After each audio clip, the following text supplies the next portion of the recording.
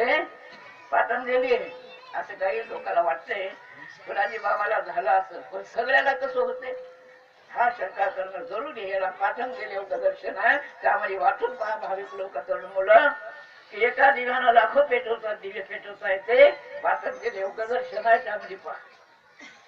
ते माझ्या लक्षात आलं सांगायसाठी. खरं आहे ना, सगळ्याला कसं होते, सगळे लोक असं आहेत. तर माझ्या लक्षात असं आलं याचा अर्थ काय होते, आम्हाला अनुभव आहे या दिव्याचा. एक गती जेव्हा पेटीला असेल आपल्याला लाखो पेटू शकतो, वाद कमी होत नाही.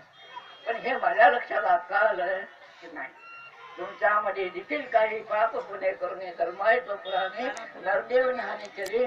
म्हणजे आपण बाजूला भटकवलं, स्वतःच्या आणि आजापासून आपली हानी झाली. तर पुणे शिवाय कोणी बाई असो घडी असो ही शक्ती लागायली. त्याच्या माय बापाची पुणे काहीतरी आहे.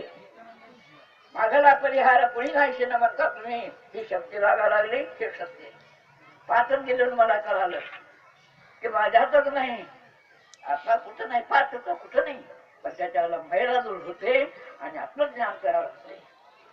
जे जे आले अंगात ते लोक सांगा हे मायाचा पदार आहे. पाणी येते 4-5 दिवस धड येते, सूर्य झाकून जाते.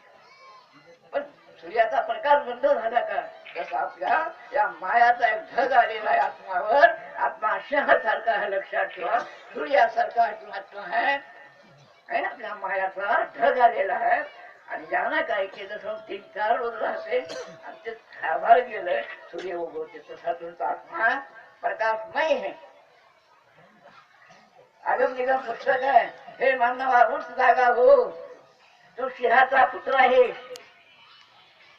हे मानवा उठ, तू अमृताचा सागर आहे.